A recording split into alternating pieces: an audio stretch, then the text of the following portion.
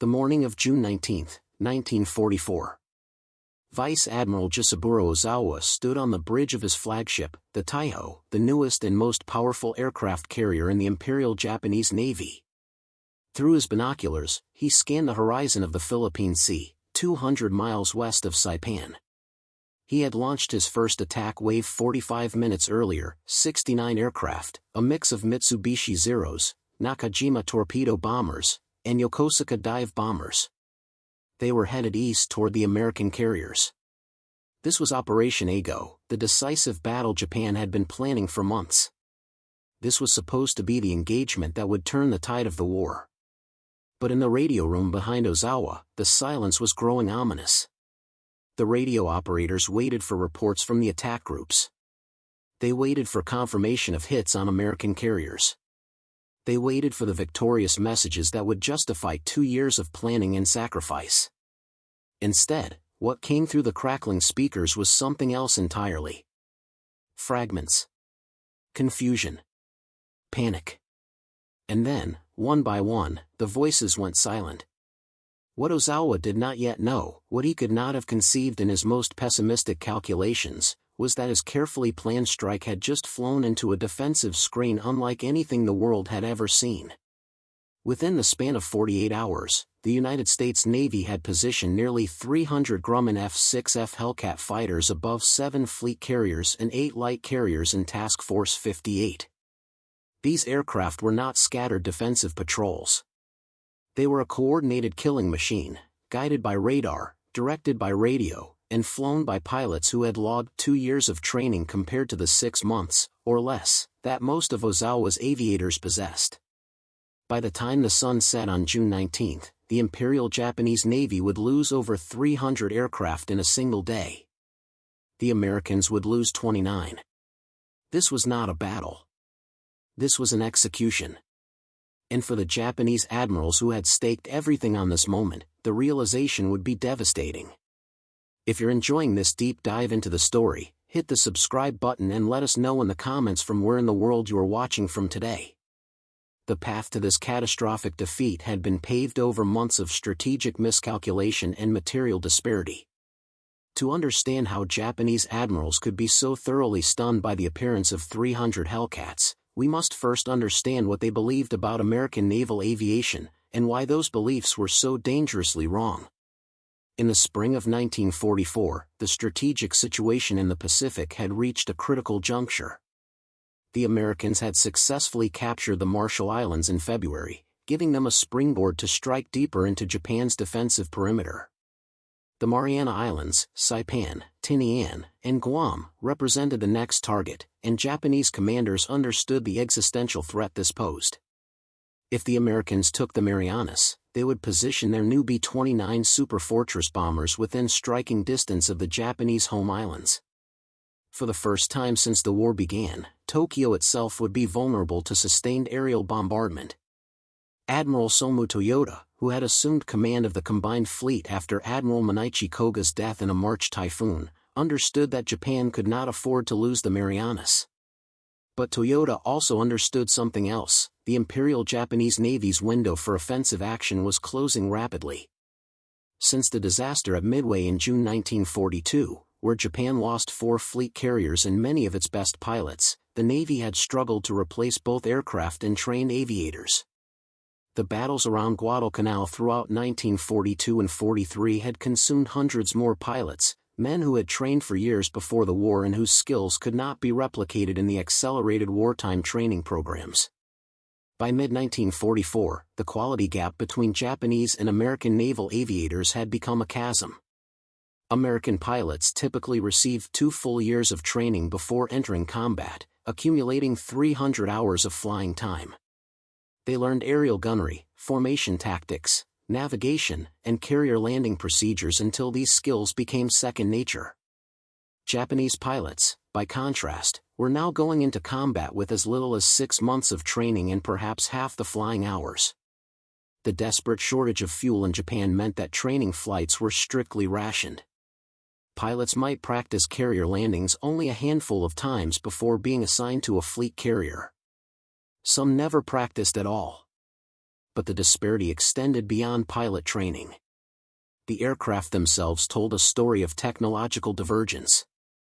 The Mitsubishi Is-6M0, which had terrorized Allied forces in the early years of the war, remained the backbone of Japanese carrier aviation in 1944.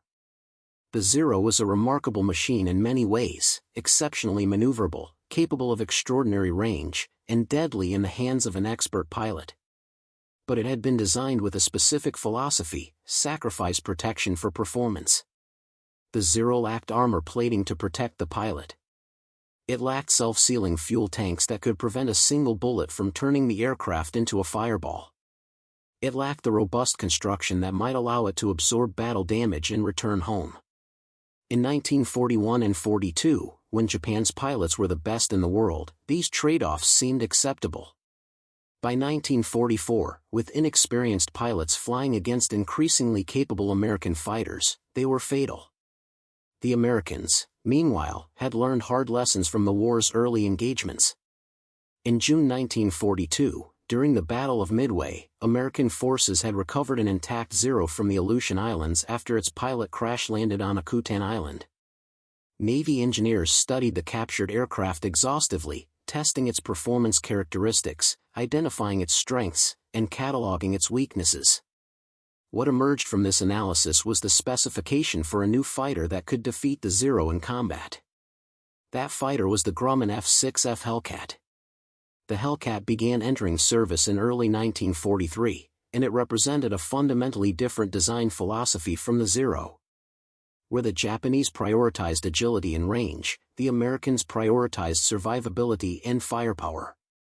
The Hellcat was heavy, over 9,000 pounds empty, compared to the Zero's 3,700 pounds. It was armored. The pilot sat behind a bulletproof windscreen and a quarter-inch armor plate. The fuel tanks were self-sealing, capable of absorbing gunfire without exploding. The aircraft could take tremendous punishment and still bring its pilot home. This was critical, because even with the new aircraft, the Americans understood that pilots were the truly irreplaceable resource. Better to save an experienced pilot flying a damaged aircraft than lose him in a fragile machine that disintegrated under fire. The Hellcat also outgunned the Zero decisively. It carried 650 caliber machine guns compared to the Zero's 220mm cannons and 2 machine guns. More importantly, the Hellcat had the engine power to leverage its weight into performance. The Pratt & Whitney R2800 double Wasp engine generated 2,000 horsepower, giving the Hellcat superior speed in level flight and, crucially, in dives. The Zero could turn more tightly in dogfights, but the Hellcat could choose when to engage and when to break off. It could dive away from danger, knowing the Zero couldn't follow at high speed without risking structural failure. This asymmetry in performance characteristics meant that trained American pilots could dictate the terms of engagement, attacking from above and diving through Japanese formations rather than engaging in the turning battles where the Zero excelled. By June 1944, the Americans had refined their tactics to exploit these advantages systematically. The Thatch Weave, developed by Lieutenant Commander John Thatch early in the war, allowed pairs of American fighters to cover each other, with one aircraft serving as bait while the wingman eliminated any Japanese fighter that pursued. Fighter directors aboard American carriers used radar plots to vector Hellcat formations toward incoming raids, allowing the Americans to achieve positional advantage before the enemy even knew they were there. The integration of technology, tactics, and training had created a system that was far more than the sum of its parts. Yet Admiral Ozawa, preparing for Operation Ago, believed he held critical advantages that would offset American material superiority. Japanese carrier aircraft still possessed greater range than their American counterparts. A Zero could attack at 300 miles and search to a radius of 560 miles.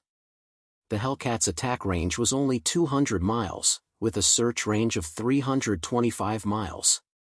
This meant Ozawa could, in theory, strike the American fleet before its aircraft could reach him, a crucial advantage in carrier warfare where the fleet that strikes first often wins.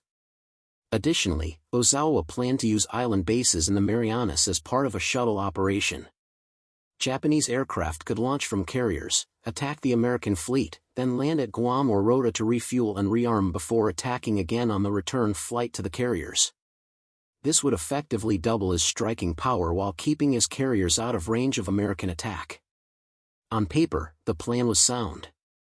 Ozawa's first mobile fleet consisted of 9 carriers, 3 fleet carriers, 2 converted carriers, and 4 light carriers, carrying approximately 430 aircraft. He had 5 battleships, including the mighty Yamato and Musashi, 11 heavy cruisers, 2 light cruisers, and numerous destroyers. Most importantly, he expected support from approximately 500 land-based aircraft operating from Mariana airfields. Combined, he calculated, these forces could overwhelm the American fleet through sheer weight of numbers and the tactical advantage of superior range. What Ozawa did not adequately account for was how thoroughly American submarine operations had compromised his plans before the battle even began. The United States Navy had broken Japanese naval codes, allowing Admiral Chester Nimitz at Pearl Harbor to read Ozawa's operational orders almost as quickly as Ozawa's own subordinates. When the first mobile fleet sortied from Tawi-Tawi anchorage in the Philippines on June 13, American submarines were already in position to track its movements. The submarine Redfin spotted Ozawa's force and radioed its position. The submarine Flying Fish confirmed the sighting 2 days later. By June 17, Admiral Raymond Spruance, commanding the 5th Fleet, knew exactly where Ozawa was and could estimate when the Japanese would arrive within striking distance of Saipan. This intelligence allowed Spruance and Vice Admiral Mark Mitcher, commanding Task Force 58, to prepare a reception that would negate every advantage Ozawa thought he possessed. Between June 11 and June 18, American carrier aircraft had systematically destroyed Japanese air power in the Marianas. Task Force 58 launched massive fighter sweeps over Guam, Saipan, Tinian, Rota, and more distant islands like Iwo Jima and Chichijima. By the time Ozawa's fleet approached, the 500 land-based aircraft he had counted on were mostly burning wrecks. Some estimates suggest that 2/3 of the aircraft stationed on these islands were destroyed before the main battle even began. The shuttle bombing concept was dead before Ozawa launched a single strike. But the most critical American advantage, the one that would stun Japanese admirals when they finally comprehended its implications, was the sheer scale and sophistication of American carrier operations. Task Force 58, as it assembled west of Saipan on June 18, represented the most powerful naval aviation force ever assembled. The task force consisted of 15 carriers organized into 4 task groups. There were 7 Essex-class fleet carriers: Yorktown, Hornet, Essex, Lexington, Bunker Hill, Wasp, and Enterprise. There were 8 Independence-class light carriers: Belleau Wood, Bataan, Monterey, Cabot, San Jacinto, Princeton, Cowpens, and Langley. These 15 carriers embarked approximately 900 aircraft. But the true innovation was not the number of aircraft, it was how they were employed. Unlike the Japanese, who organized their forces into separate units with little coordination, Task Force 58 operated as an integrated system. Each task group maneuvered as a unit, with carriers in the center surrounded by concentric circles of cruisers and destroyers. All the ship's anti-aircraft batteries were linked by radio, creating coordinated fields of fire. But most importantly, the fighter defense was centralized. Instead of each carrier defending itself independently, all the fighters in Task Force 58 operated under central control. Fighter directors aboard the carriers monitored radar screens that could detect incoming aircraft at 150 miles or more. These directors coordinated the combat air patrol, the standing fighter screen that circled the fleet at various altitudes. When radar detected an incoming raid, the directors calculated its heading, altitude, and probable target, then vectored available fighters to intercept. This was warfare transformed by technology and organization. The Japanese still relied primarily on visual scouting and individual carrier commanders making independent decisions. The Americans had created a battle management system that allowed them to see the entire tactical picture and respond with coordinated force. It was as if one side was fighting with a modern nervous system, eyes, ears, and brain connected to muscles that responded instantly, while the other side was fighting with the reflexes of a much earlier evolutionary stage. On the evening of June 18, Admiral Mitcher ordered the formation of Task Group 58.7, a dedicated battle line composed of 7 battleships: Washington, North Carolina, Indiana, Iowa, New Jersey, South Dakota, and Alabama, along with 4 heavy cruisers and 14 destroyers. This force, commanded by Vice Admiral Willis Lee, was positioned 15 miles west of the main carrier groups, forming a gun line that would provide an additional layer of anti-aircraft defense using the newly developed VT proximity fuse. These shells, fitted with miniature radar systems, could explode when they came near an aircraft rather than requiring a direct hit. The technology was so secret that shells were only authorized for use over water, where duds would sink rather than fall into enemy hands. Combined with the massed gun batteries of 7 battleships and numerous cruisers, the VT-fused shells created a wall of steel and fire that Japanese aircraft would have to penetrate before even reaching the carriers. As night fell on June 18, both fleets knew that battle was imminent. Aboard the Taiho, Admiral Ozawa reviewed his battle plan one final time. His confidence remained high. His aircraft had superior range. His pilots would strike first. The American fleet would be caught in a devastating coordinated assault from carrier aircraft and land-based bombers. It was, he believed, Japan's best opportunity for the decisive victory that might alter the war's trajectory. On the American side, there was less confidence but thorough preparation. Admiral Spruance had made the controversial decision to keep Task Force 58 close to Saipan rather than charging west to meet the Japanese fleet. Some of his more aggressive subordinates, including Mitcher, chafed at this defensive posture. They wanted to locate Ozawa's carriers and strike first, gambling that they could cripple the Japanese fleet in a surprise attack. But Spruance's primary mission was protecting the amphibious landing at Saipan, where over 70,000 Marines and soldiers were engaged in fierce combat. He would not risk the landing force by steaming away from Saipan to pursue the Japanese fleet. Instead, he would position his carriers between Saipan and Ozawa's approaching force and dare the Japanese to attack through the most sophisticated air defense system ever created. This decision would prove brilliant, though it would be criticized for years afterward by those who believed Spruance had missed an opportunity to annihilate the Japanese fleet entirely. But on the morning of June 19, 1944, as Japanese aircraft began warming up on the decks of Ozawa's carriers, the stage was set for a demonstration of just how thoroughly the balance of naval air power had shifted. The Japanese were about to attack what they believed was a vulnerable American fleet caught in the act of supporting an amphibious landing.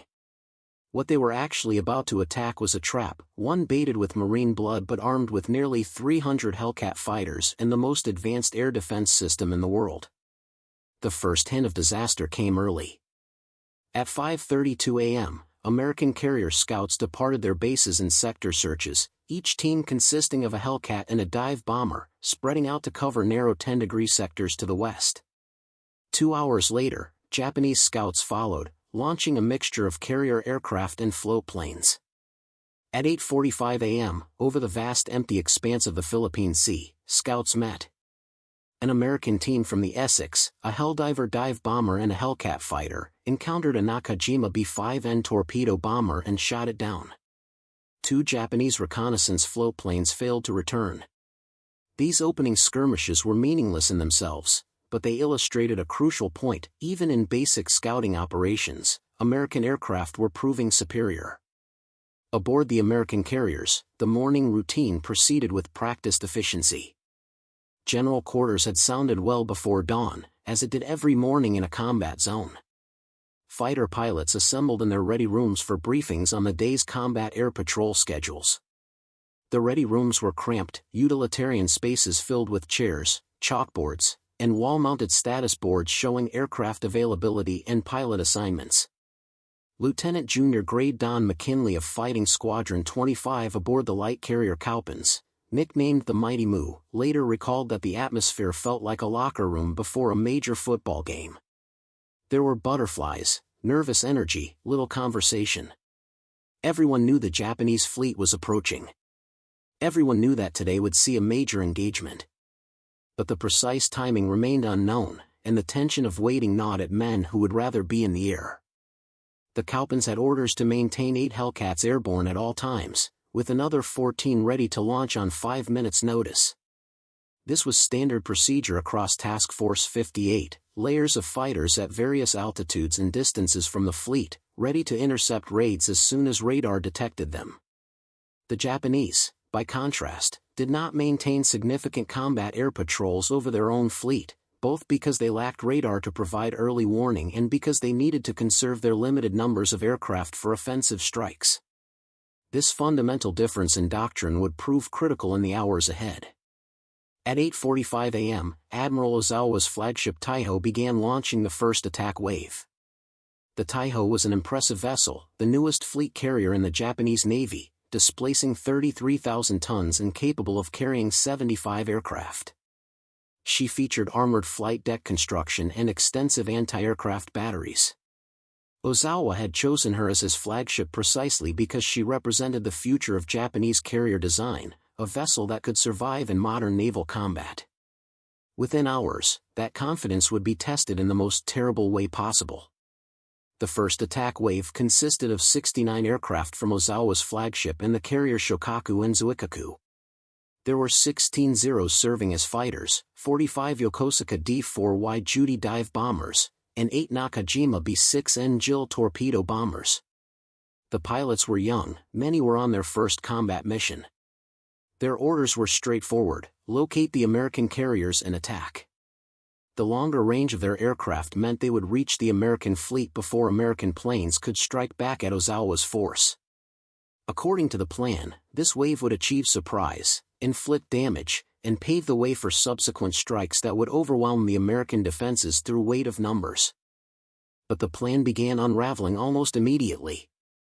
At 5:50 a.m., while the first attack wave was still forming up, a single Zero carrying a bomb had taken off from Guam to search for the American fleet. The pilot, following a radar contact, had located Task Force 58 and radioed its position before making a solitary attack run on the destroyer Stockholm. Anti-aircraft fire from the destroyer Yarnell shot him down before he could release his weapon, but his sighting report triggered the launch of additional land-based aircraft from Guam. American radar detected these aircraft at long range, and at 6:30 a.m., 30 Hellcats from the carrier below would launch to intercept. What followed was not a battle but a slaughter. The American fighters fell on the Japanese planes in successive waves, using altitude advantage and superior speed to dictate the terms of engagement. When the action was over, 35 Japanese aircraft had been shot down. The Americans lost a single Hellcat. It was a kill ratio of 35-1, and it was a harbinger of what was coming. Aboard the American carriers, the morning's action triggered a heightened state of readiness. At 9:57 a.m., radar operators detected a large formation approaching from the west at about 150 miles range. The fighter direction officer aboard the Lexington analyzed the plot and estimated 60-plus aircraft inbound. The call "Hey, Rube," went out over the radio, the task force code meaning all fighters returned to defend the fleet. Hellcats that had been vectored toward Guam immediately reversed course. At 10:05 a.m., Admiral Mitcher gave the order that would define the day: all carriers were to turn into the wind and launch every available fighter. Any dive bombers and torpedo bombers already on deck were to be flown off and sent east, away from the battle, to orbit at a safe distance and await recall. The last thing the task force needed was aircraft crowding the flight decks when they needed to rapidly recover and relaunch fighters. The response was extraordinary. Within minutes, Hellcats were roaring off flight decks across Task Force 58. The light carrier Kaupans distinguished herself by launching her ready fighters in just 2 minutes from the execute order, a tribute to the crew's training and the pilot's readiness. Ensign Ed Haley of Fighting Squadron 25 recalled that it was a true scramble, General Quarters claxons blaring simultaneously with the pilots' "Man your planes" call. There was no time for careful formation assembly or wingman pairing. Pilots were simply ordered to get airborne and head toward the incoming raid as quickly as possible. By 10:23 a.m., approximately 250 Hellcats were airborne and climbing to intercept. This was not the full complement of nearly 300 fighters that would eventually engage throughout the day, but it was already a staggering force, more fighters than Ozawa had in his entire first attack wave. And they had the advantage of radar direction, altitude, and position. The Japanese aircraft, having flown over 100 miles from their carriers, were relatively low on fuel and approaching at medium altitude, still in formation, unaware that they were flying into prepared defenses. At 10:36 a.m., the slaughter began. The lead Hellcat fighters from the Lexington's Fighting Squadron 15 made contact with Ozawa's first attack wave at 70 miles west of Task Force 58. The American pilots could see the Japanese formation spread across the sky, Zeros escorting dive bombers, all flying in the tight formations that made navigation easier but also made them vulnerable to coordinated attack. What happened next was described by one American pilot as like shooting ducks. The Hellcats dove from above, achieving speeds the Zero couldn't match, and tore through the Japanese formation with 650 caliber machine guns blazing. The Zeros, many carrying bombs that reduced their maneuverability, tried to evade and counterattack, but they were outnumbered and outperformed. The dive bombers, slower and more vulnerable, had no chance.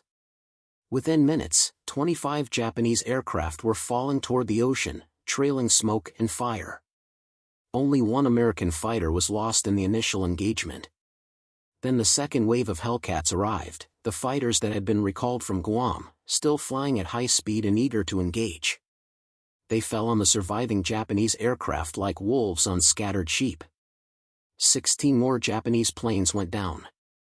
Of the 69 aircraft in Ozawa's first attack wave, only 27 survived to reach the outer screen of American ships. These survivors were met by a wall of anti-aircraft fire unlike anything Japanese pilots had experienced. The battle line of 7 battleships and supporting cruisers had positioned themselves directly in the flight path, and their combined firepower, dozens of 5-inch guns firing VT-fused shells, hundreds of 40mm and 20mm cannons, created a steel curtain through which aircraft could not pass unscathed. The Japanese pilots pressed their attacks with desperate courage, diving through the fire toward the battleships and cruisers, but their bombs found few targets. The destroyer Yarnell and Stockholm were near missed but suffered no significant damage.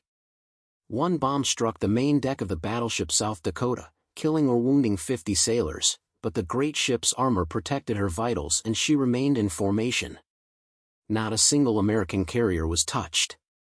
Of the 69 aircraft that had launched from Ozawa's flagship and the veteran carrier Shokaku and Zuikaku, only 27 returned.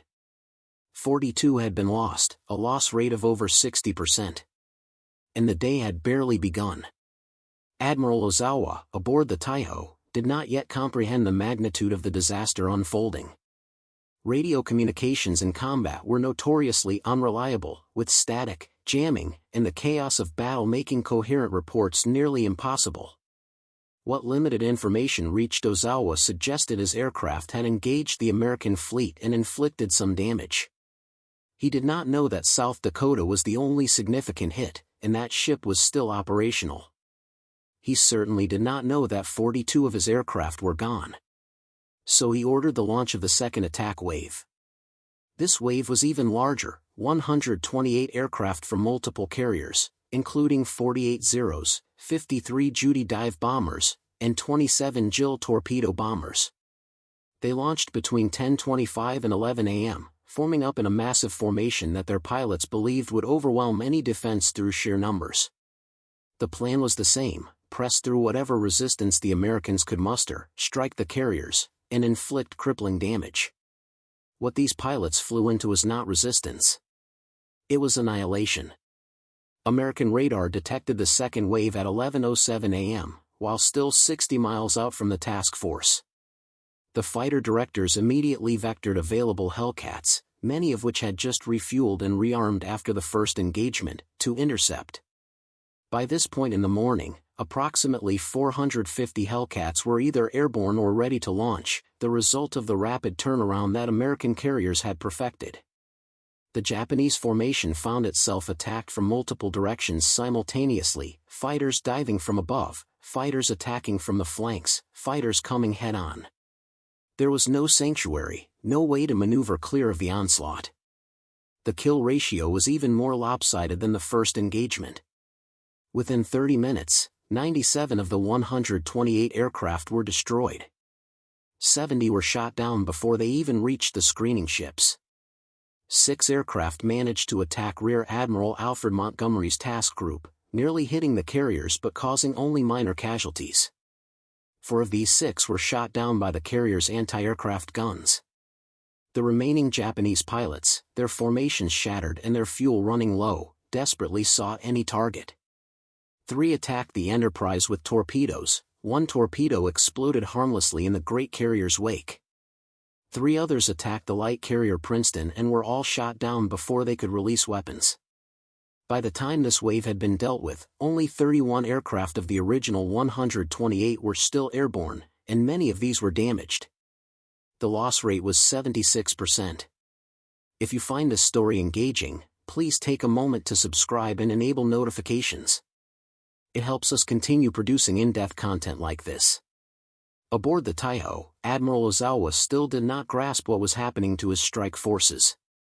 Radio reports were fragmentary and often overly optimistic, a common problem in the chaos of combat, where pilots might report attacks as successful when bombs actually missed, or might claim an enemy carrier as damaged when it was completely unharmed.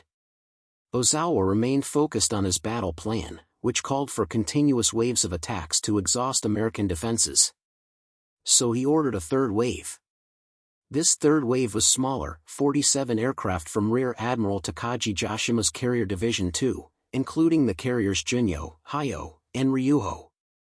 They launched between 11 and 11:30 a.m., but from the beginning, this strike was plagued by worse fortune than the previous 2.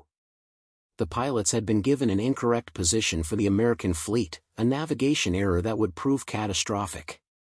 The formation flew east, searching for targets that weren't where they expected them to be.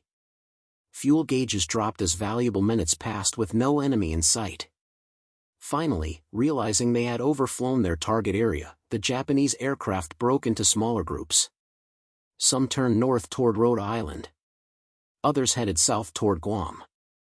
Both groups hoped to land, refuel, and either search again or simply survive to fight another day. But the Americans controlled the airspace around these islands as thoroughly as they controlled the waters around their fleet. The northern group, flying toward Rota, stumbled upon Rear Admiral Montgomery's task group purely by chance. 18 aircraft engaged in combat with the Standing Combat Air Patrol of Hellcats. Within minutes, 9 Japanese planes were falling into the sea. The southern group, heading for Guam's Orote Field, fared even worse. 27 Hellcats from various carriers had been vectored to patrol over Guam specifically to intercept any Japanese aircraft attempting to land. As the exhausted Japanese pilots approached the airfield, wheels down and flaps extended for landing, the American fighters swept in at high speed. What followed was not combat but execution. Japanese aircraft were shot down as they circled to land, or were caught on the ground as they taxied, or were destroyed as they attempted to take off again. The Orote Field operation was supposed to be part of Ozawa's shuttle bombing concept, aircraft landing on the islands to refuel between carrier strikes. Instead, it became a killing ground where Japanese pilots died in sight of what they thought was sanctuary. Of the 47 aircraft in the third wave, only 7 were shot down in direct combat with American fighters. But the mission was a complete failure nonetheless. No attacks were made on American ships. The aircraft that did return to their carriers had accomplished nothing except to confirm that the island bases were unusable and that American air superiority was absolute. Then came the fourth and final wave, but this strike suffered from the same navigation problems as the third. 82 aircraft launched from Vice Admiral Takeo Kurita's force, but they received incorrect positioning information and could not locate Task Force 58. Some aircraft searched fruitlessly before turning back. Others, low on fuel and with no targets in sight, made for Guam. They flew directly into the same Hellcat patrols that had decimated the third wave. The Americans were waiting. By 3:30 p.m., Raid 4 had been decimated. Only a handful of aircraft survived to return to their carriers. Most had been shot down over Guam or in the waters around it. The numbers, when compiled at the end of the day, told a story of catastrophic defeat. Of approximately 430 carrier-based aircraft that Admiral Ozawa had commanded at dawn, roughly 315 had been destroyed.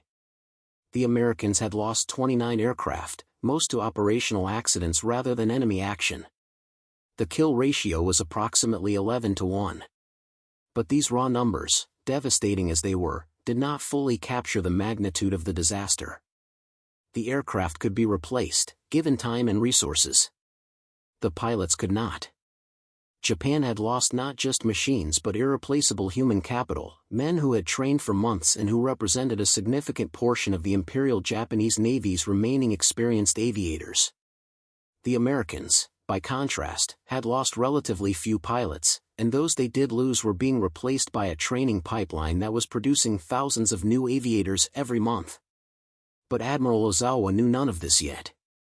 Throughout the day of June 19, fragmented and often inaccurate reports had filtered back to his flagship. Some pilots had reported successful attacks. Others had claimed hits on American carriers. In the fog of war, with radio communications intermittent and battle damage assessment nearly impossible, Ozawa could convince himself that Operation Ago was proceeding according to plan. His strikes had engaged the enemy. Some aircraft had been lost, certainly, but this was expected in a major fleet engagement. He believed that many of his aircraft had landed on Guam and Rota as planned, and would return to the carriers after refueling. He believed that the American fleet had suffered significant damage. He believed that tomorrow would bring the opportunity to finish what had been started. Then, in the space of 3 hours that afternoon, the last pillars supporting Ozawa's confidence collapsed. At 11:50 a.m., while the second attack wave was being destroyed by American fighters, the American submarine Albacore, commanded by Lieutenant Commander James Blanchard, was stalking a target she had detected on sonar. The Albacore had been positioned as part of Admiral Lockwood's submarine patrol line, one of several boats assigned to intercept any Japanese naval forces moving towards Saipan. For hours, the submarine had tracked a large formation of ships, occasionally raising her periscope to glimpse pagoda-style masts that indicated Japanese capital ships. Blanchard maneuvered his submarine into attack position, a delicate ballet of speed calculations, target bearings, and the constant risk of detection by Japanese destroyers. At 12:09 p.m., Blanchard gave the order to fire. 6 torpedoes launched from the Albacore's forward tubes, running at high speed toward a large carrier that Blanchard had identified in his periscope sight. The range was 1,800 yards, close enough to minimize the chance of a miss, far enough to give the submarine time to dive deep before Japanese destroyers counterattacked. 4 of the 6 torpedoes missed. 1 malfunctioned. But the 6th torpedo, the 6th ran true and straight, and at 12:20 p.m., it struck the Taiho on her starboard side near the forward elevator. The Taiho, Admiral Ozawa's flagship, had been designed to survive exactly this kind of attack. Her armored flight deck and subdivided hull were supposed to contain battle damage and keep her operational. And initially, it seemed the design worked. The torpedo struck near the aviation fuel tanks, rupturing them, but the blast was largely contained. Damage control teams reported the situation as under control. The Taiho's speed was only slightly reduced. She could still conduct flight operations. Ozawa remained aboard, confident that his flagship would survive. But aviation fuel had spilled into multiple compartments, and the volatile gasoline began evaporating, creating an invisible and deadly atmosphere throughout the lower decks. A maintenance engineer, concerned about the fumes, decided to ventilate the affected compartments by running the ship's air circulation system at maximum power. It was a decision made with good intentions and catastrophic consequences. Instead of venting the fumes overboard, the circulation system distributed them throughout the ship. Gasoline vapor filled passageways, crew quarters, machinery spaces, and ammunition magazines. The Taiho became a floating bomb waiting for a spark. At 3:32 p.m., that spark came. Whether it was an electric motor, a damaged cable, or simply static electricity, no one knows. But somewhere in the Taiho's depths, the gasoline vapor ignited. The explosion was catastrophic. Fire roared through the ship's internal spaces faster than men could run. Secondary explosions followed as the flames reached ammunition magazines and fuel tanks that had not been properly secured. Within minutes, the brand-new flagship, the ship that represented Japan's future in carrier warfare, was transformed into an inferno.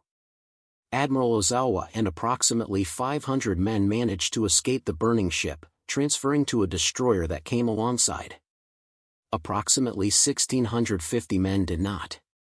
They died in the explosions, burned to death in spaces where fire consumed all oxygen, or drowned when compartments flooded during damage control efforts. The Taiho herself remained afloat for several more hours, a blazing hulk visible for miles across the Philippine Sea, before her magazines finally detonated in a massive explosion that broke the ship's back. She sank at dusk, taking with her not just men and aircraft but also the pride of Japanese naval engineering. But the Taiho was not the only carrier lost that afternoon to American submarines. At 11:20 a.m., approximately 1 hour before Albacore torpedoed the Taiho, the submarine Kavala, commanded by Lieutenant Commander Herman Kostler, had surfaced briefly to fix her position and had spotted smoke on the horizon. Kavala had been on her first war patrol, having departed midway on June 4, and her crew was eager but untested in combat.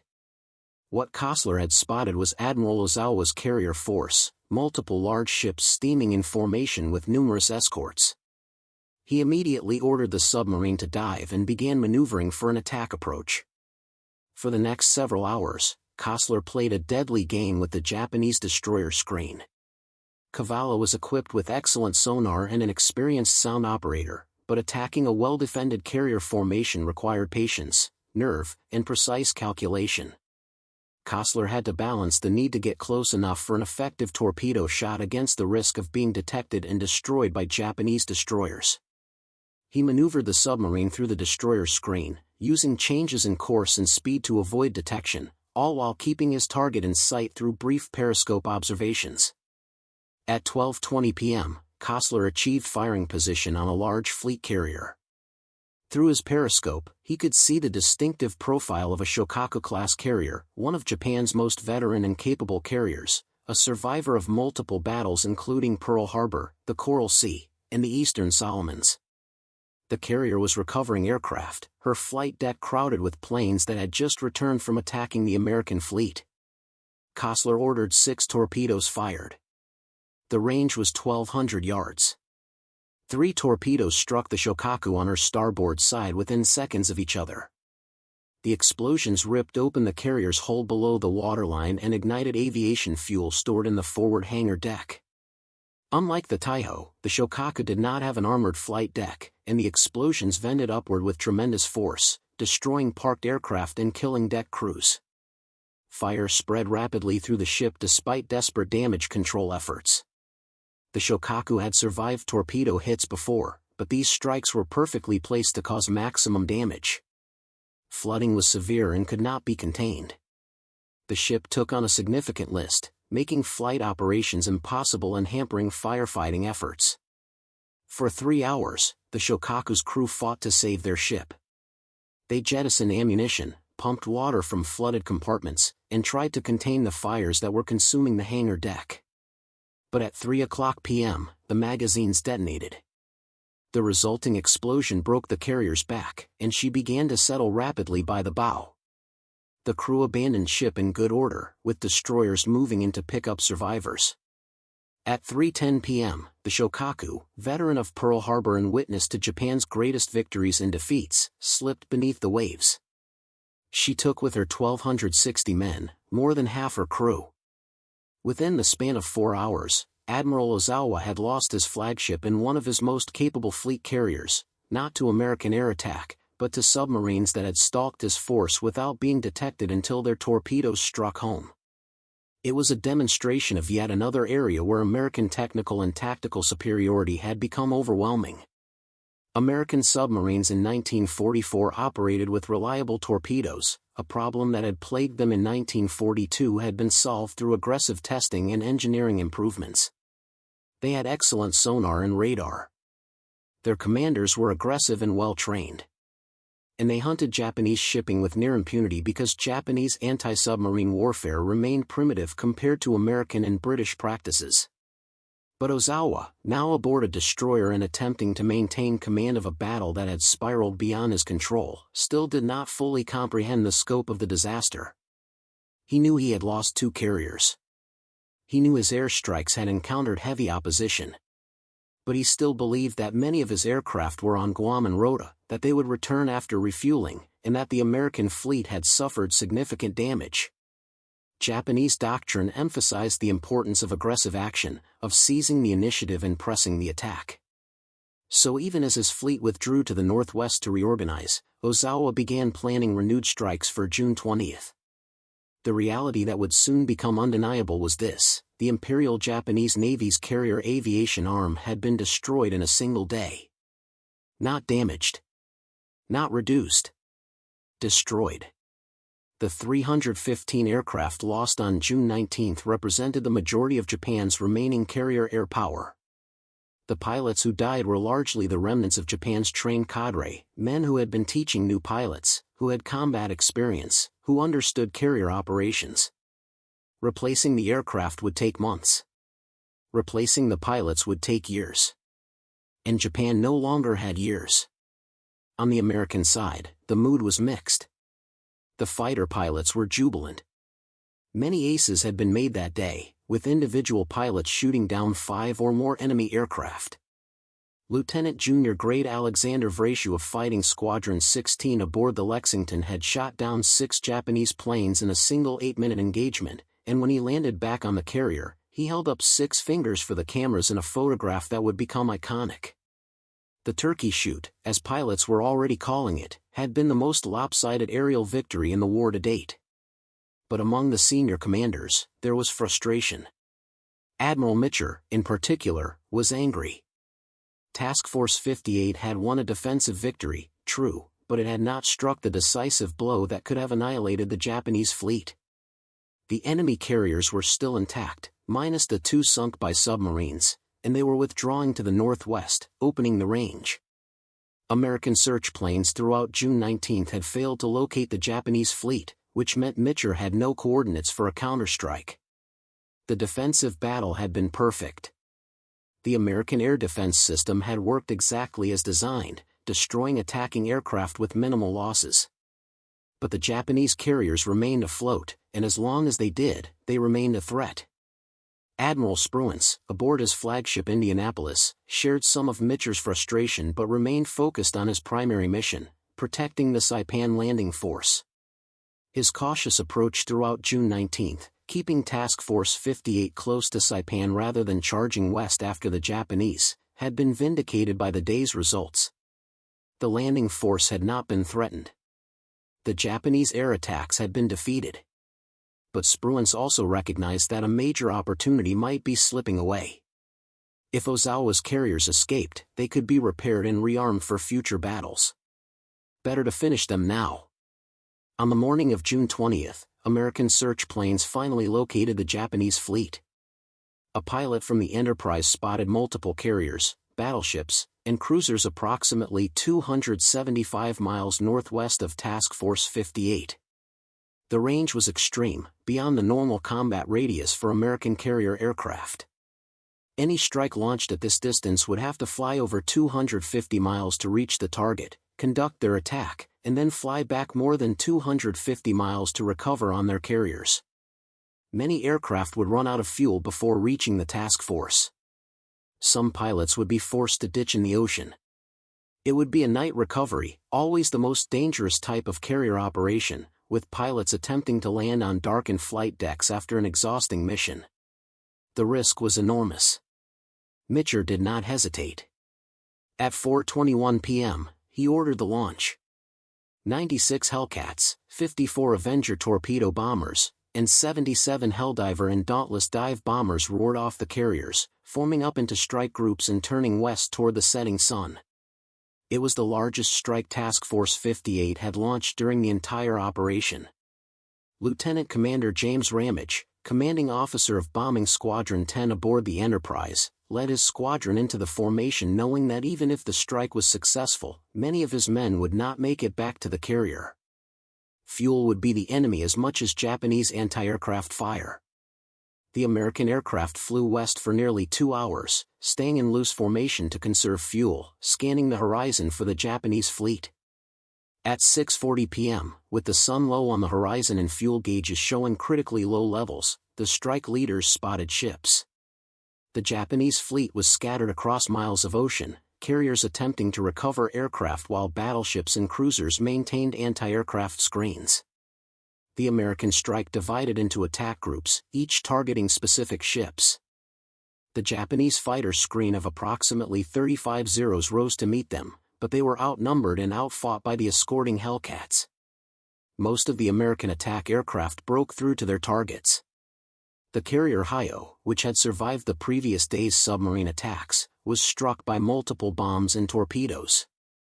Massive explosions tore through her hull, and she began to list heavily. By 8:30 p.m., she had capsized and sunk, taking over 250 men with her.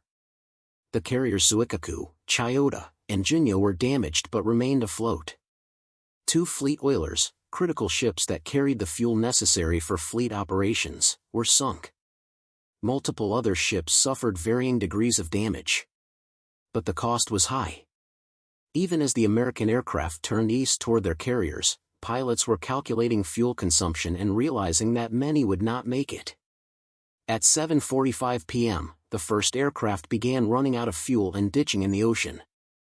Some pilots made controlled water landings and were rescued by their crews, who then awaited rescue in life rafts. Others were not so fortunate, their aircraft breaking apart on impact or sinking before crews could escape. By 8 p.m., pilots still airborne were radioing desperate fuel states and asking for homing bearings. Admiral Mitcher made a decision that was both humanitarian and tactically risky. He ordered every ship in Task Force 58 to turn on lights, searchlights, running lights, truck lights, anything that would help guide pilots home. This violated every doctrine about maintaining light discipline in enemy waters. It potentially exposed the fleet to Japanese submarine attack. But it would save pilots who were his responsibility, men who had flown a maximum range strike at his order. The lights blazed across the dark ocean, a constellation of beacons marking the task force's position. Pilots, exhausted and flying on fumes, steered toward the lights and began attempting to land. The recovery was chaotic. Pilots landed on the first carrier they found, regardless of whether it was their home ship. Light carriers designed for fighter operations received heavy torpedo bombers. Fleet carriers took aboard aircraft whose pilots had never landed on them before. Some pilots crashed on landing, blocking the flight deck and forcing subsequent aircraft to wave off and circle, burning precious fuel until the wreckage could be cleared. Some ran out of fuel in the landing pattern and ditched alongside their intended carrier. Others made it aboard only to collapse from exhaustion after climbing out of their cockpits. When the count was complete, the task force had lost 80 aircraft from the June 20th strike. Some had been shot down over the Japanese fleet. Many had ditched when their fuel ran out. Some had crashed on landing. But thanks to Mitcher's decision to light the fleet, and thanks to the extensive rescue operations mounted throughout the night by destroyers and cruisers, most of the pilots were recovered. 109 men were lost, but several hundred were saved who would have died in the dark ocean without the lights to guide them home. The Japanese fleet, meanwhile, continued its withdrawal. Admiral Ozawa, now aboard the cruiser Haguro after the loss of Taiho, assessed his situation with growing horror. His third fleet carrier, Hyo, was gone. His force had lost approximately 600 aircraft in 2 days, counting both the carrier-based planes destroyed on June 19 and the aircraft lost to the American strike on June 20. His remaining carriers were damaged or operating with skeleton airgroups. He had no effective striking power remaining. The battle was over, and Japan had lost catastrophically. On the morning of June 21, Task Force 58 made a half-hearted attempt to pursue the retreating Japanese fleet, but the range was too great and Spruance was unwilling to leave the Saipan landing force unprotected for an extended period. The Battle of the Philippine Sea was over. American forces had achieved a victory so complete that it would be months before its full significance was understood. The statistics were damning for Japan. 3 fleet carriers sunk, Taiho, Shokaku, and Hyo. Approximately 600 aircraft destroyed. Over 400 pilots and aircrew killed, along with nearly 3,000 sailors who died aboard the three carriers. The Imperial Japanese Navy's carrier aviation arm, which had once been the most formidable in the world, had been reduced to a hollow shell. The remaining carriers, Zuikaku, Junyo, Ryuho, Chitose, Chiyoda, and Zuho, would never again operate as an effective striking force. They lacked aircraft. They lacked trained pilots. Most critically, they lacked the industrial capacity and time to rebuild what had been lost. American losses, by contrast, were minimal. 130 aircraft lost over 2 days, most to operational accidents rather than enemy action. 109 pilots and aircrew killed. No ships sunk. No carriers damaged. The battleship South Dakota had been hit by a single bomb that killed 50 men but left the ship operational. It was the most lopsided carrier battle in history, and it marked the end of the Imperial Japanese Navy as an offensive force capable of challenging American control of the Pacific. But the psychological impact of the battle extended beyond statistics. For Japanese admirals like Ozawa, the Battle of the Philippine Sea represented the moment when certain realities could no longer be denied. The United States had achieved technological and material superiority so overwhelming that no amount of courage or tactical skill could overcome it. The Hellcat was simply a better aircraft than the Zero. American pilots were better trained than Japanese pilots. American radar and fighter direction created a defensive system that Japanese strike aircraft could not penetrate. American industrial production had created a carrier fleet so large that Japan could not compete. These were facts, not opinions, and they were demonstrated with brutal clarity over 2 days in June 1944. Ozawa had entered the battle believing that superior range and aggressive tactics could offset American advantages. He had believed that his pilots, fighting for the Empire and their families, would find a way to achieve victory. He had believed that the decisive battle, the Kantai-Kessen that Japanese naval doctrine had emphasized for decades, would turn the tide of the war. Instead, he had witnessed the destruction of his fleet without landing a single significant blow against the enemy. His aircraft had been swatted from the sky. His carriers had been sunk. His pilots had died in droves, many without even seeing the American carriers they were supposed to attack. The realization must have been crushing. This was not a close battle where a few different decisions might have changed the outcome. This was not a tactical defeat that could be attributed to bad luck or poor intelligence. This was a systemic failure, a comprehensive demonstration that everything Japanese naval aviation had built over 20 years was obsolete in the face of American technology and organization. The Zero, once feared throughout the Pacific, was now a death trap flown by inexperienced pilots against battle-hardened Americans in superior aircraft. The carrier formations that had struck Pearl Harbor and dominated the early war were now vulnerable to submarine attack and unable to defend themselves against American airstrikes. The entire structure of Japanese naval power had been revealed as inadequate. For other Japanese admirals observing the battle's outcome, the psychological impact was similarly profound. Admiral Toyota, the overall commander of the combined fleet, had staked everything on Operation Ago. He had believed that the Marianas represented Japan's last chance to inflict a decisive defeat on the American fleet and negotiate a favorable peace. The operation's failure meant that no such opportunity would come again. Japan would fight on, certainly. The culture of the officer corps demanded continued resistance, but any rational assessment of the strategic situation now showed that victory was impossible. The Americans would take the Marianas. They would establish air bases there. B-29 bombers would begin striking Japanese cities. The war would continue its grinding progression toward Japan's home islands, and there was nothing the combined fleet could do to stop it. The junior officers and enlisted men of the Imperial Japanese Navy faced their own moment of reckoning. Many had been told since childhood that Japanese spirit and fighting discipline would overcome any material disadvantage. They had been taught that American soldiers and sailors were soft, pampered by peacetime prosperity, and lacking the warrior ethos that defined the Japanese military. The Battle of the Philippine Sea demonstrated that these comforting myths were lies. The Americans were not soft. They were professional, well-trained, well-equipped, and absolutely ruthless in exploiting their advantages. They fought with coordinated precision that made Japanese tactics seem primitive by comparison. And they were winning, not through luck or cowardice, but through superior systems and superior preparation. The pilots who survived the battle carried particularly heavy psychological burdens. They had watched their comrades die in droves, shot down by American fighters they could not evade or outfight. They had pressed attacks against anti-aircraft fire that seemed impossible to penetrate. They had returned to their carriers, those who returned at all, knowing that they had failed to accomplish anything significant. The American fleet had not been damaged. The landing at Saipan had not been threatened. Their sacrifice had been for nothing. And the survivors knew they would be sent on similar missions again, against the same overwhelming odds, until they too were killed. This was not a path to victory. It was a path to annihilation, one pilot at a time. The broader implications for Japan's war effort were equally grim. Control of the Marianas would allow the Americans to establish forward bases that put Japan's home islands within range of strategic bombing.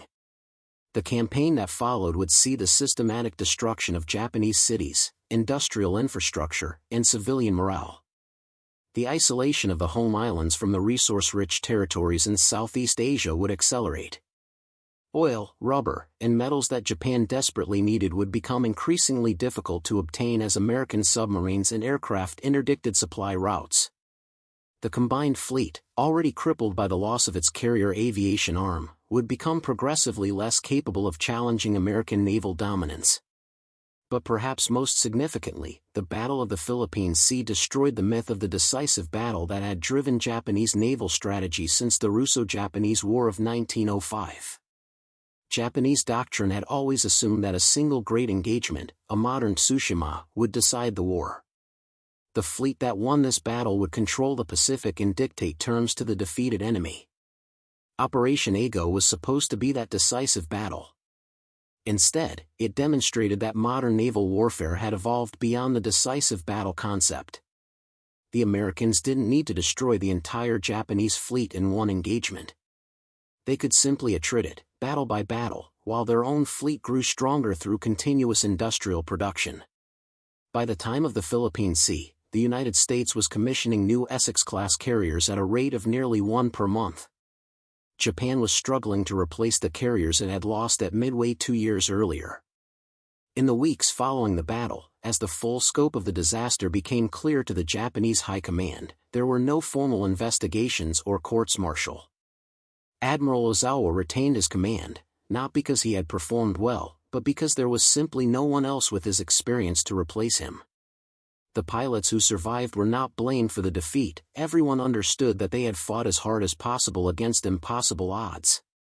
Instead, there was a collective silence, a recognition that discussing the battle's lessons would require admitting realities that the military culture could not accept. Better to focus on fighting spirit, on determination to resist to the bitter end, than to acknowledge that fighting spirit meant nothing against radar-directed fighters and overwhelming material superiority. The carrier Zuikaku, the sole surviving fleet carrier from the attack on Pearl Harbor, would remain in service for 4 more months before being sunk at the Battle of Leyte Gulf in October 1944. The light carriers would linger even longer, but they would never again conduct offensive operations. By the end of 1944, Japanese carriers existed primarily as decoys, ships to be sacrificed to draw American attention while other forces attempted to engage. The age of Japanese carrier aviation, which had begun so brilliantly at Pearl Harbor on December 7, 1941, ended in the Philippine Sea on June 19 and 20, 1944. For the American Navy, the Battle of the Philippine Sea represented vindication of a system that had been developed through hard experience and careful planning. The Fast Carrier Task Force concept, multiple carriers operating as a coordinated unit with centralized fighter direction, had proven its worth. The Hellcat had demonstrated superiority over the Zero in every significant performance metric. The integration of radar, radio communications, and trained fighter directors had created an air defense system that was nearly impenetrable. American industrial might have produced a fleet so large and so well supported that it could operate thousands of miles from home ports while maintaining combat capability indefinitely. Yet even in victory, there was frustration among American commanders. Admiral Spruance would be criticized for decades for his cautious approach, for keeping the task force close to Saipan rather than charging west to engage the Japanese carriers. Some historians and naval officers argued that a more aggressive approach could have destroyed the entire Japanese fleet, potentially shortening the war. Spruance's defenders pointed out that his primary mission was protecting the landing force, and that mission was accomplished perfectly. The debate would continue for years, though the strategic outcome was never in doubt. The Americans had won decisively, and the Japanese carrier threat had been eliminated. Admiral Mitcher, the tactical commander of Task Force 58, emerged from the battle with his reputation enhanced. His decision to light the fleet during the night recovery of June 20 was seen as both bold and humane, a recognition that pilots were irreplaceable assets who deserved every possible effort to bring them home safely. His aggressive pursuit of the Japanese fleet on June 20, despite the extreme range and the risks involved, showed that he was willing to take calculated risks to achieve decisive results. Mitcher would continue to command carrier forces throughout the rest of the war, including at Iwo Jima and Okinawa, refining the tactics and procedures that made American carrier aviation the dominant force in the Pacific. The legacy of the Battle of the Philippine Sea extended far beyond its immediate strategic consequences. It demonstrated that technological superiority, when combined with superior training and doctrine, could produce results far beyond what raw courage could achieve. It showed that defensive systems, properly designed and integrated, could defeat massed attacks by numerically inferior forces. It proved that industrial capacity was as important as tactical brilliance in modern warfare, perhaps more important, given that the Americans could afford to lose aircraft and replace them quickly while the Japanese could not.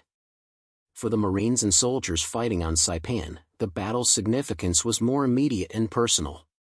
The Japanese air attacks that might have devastated the landing force and supply ships never materialized. The feared coordinated assault by carrier aircraft and land-based bombers never occurred. Instead, American air superiority was so complete that Marine Corsair fighters and Navy Hellcats could conduct close air support missions without fear of Japanese interference. The brutal ground combat on Saipan continued for 3 more weeks, with Japanese defenders fighting almost literally to the last man, but the outcome was never in doubt. The American flag flew over Saipan by July 9, and construction battalions immediately began transforming Japanese airfields into bases for B-29 bombers. By November 1944, the first B-29s were conducting raids on Tokyo from Saipan-based airfields. The strategic bombing campaign that would devastate Japan's industrial capacity and urban centers had begun, made possible by the capture of the Marianas, which in turn was made possible by the destruction of Japanese carrier aviation in the Philippine Sea. The chain of causation was direct and undeniable. The 300 Hellcats that had stunned Japanese admirals on June 19 had opened the path to Japan's eventual surrender. In the broader context of World War II, the Battle of the Philippine Sea marked a turning point in the Pacific War as decisive as any ground battle. It was the aerial equivalent of the Battle of Kursk on the Eastern Front, a moment when one side's offensive power was broken so completely that it could never mount another major attack. After the Philippine Sea, Japanese strategy became purely defensive. There would be no more attempts to seek a decisive naval engagement. There would be no more carrier strikes against American fleets. Instead, Japan would husband its remaining resources for the defense of the home islands, knowing that American forces would continue their methodical advance across the Pacific with nothing to stop them. The psychological wound inflicted on the Imperial Japanese Navy's officer corps was perhaps even more significant than the material losses. These were men who had spent decades training for command, who had studied naval history and tactics, who believed themselves to be professionals of the highest caliber. To watch their carefully laid plans disintegrate in the face of American technical superiority, to see their pilots slaughtered by an enemy they had been taught to despise as inferior, to realize that nothing they could do would change the fundamental imbalance of power, this was a blow that shattered confidence and destroyed morale in ways that no battlefield defeat could fully capture. Admiral Ozawa would continue to serve throughout the war, eventually becoming Commander-in-Chief of the Combined Fleet in May 1945, but he commanded a fleet that existed largely on paper. The great battleships Yamato and Musashi would be sunk in desperate operations that accomplished nothing. The few remaining carriers would be used as decoys to draw American attention. Ozawa himself would survive the war and live to see Japan rebuilt under American occupation, a career officer who had witnessed both the heights of Japanese naval power and its complete destruction. For the young pilots who had flown against Task Force 58 and somehow survived, the memories of June 19, 1944 remained traumatic for the rest of their lives. In post-war interviews, many described the feeling of helplessness as they watched American fighters destroy their formations, the horror of seeing comrades shot down one after another, the desperate search for any target to attack before fuel ran out or American fighters caught them. Some described it as flying into a wall of fire and steel from which escape was impossible. Others spoke of the shame they felt upon returning to their carriers having accomplished nothing, knowing that their friends had died for no purpose. These were men who had volunteered to serve, who believed in their mission, who had been willing to sacrifice their lives for the Emperor and for Japan. The realization that their sacrifice would be wasted, that courage and determination meant nothing against an enemy with such overwhelming advantages, broke something fundamental in their understanding of warfare and duty. The American pilots, in contrast, would remember the battle with pride but also with some sympathy for their opponents. They had achieved victories so complete that it felt, to some, almost unfair. Lieutenant Alexander Vrashu, who shot down 6 Japanese aircraft in 8 minutes and became an ace in a single engagement, later reflected that the Japanese pilots he fought seemed poorly trained and inadequately equipped. "It was like an old-time turkey shoot," he said, unconsciously coining the phrase that would define the battle for history. But other American pilots noted the courage of Japanese aviators who pressed their attacks through impossible defensive fire, who continued fighting even when their aircraft were damaged and their formation destroyed, who chose death over surrender. There was respect, even in victory, for men who fought against hopeless odds rather than retreat. The technical lessons of the battle were studied intensively by both sides in the months that followed. The Americans refined their fighter direction procedures, improving the coordination between radar operators and fighter pilots.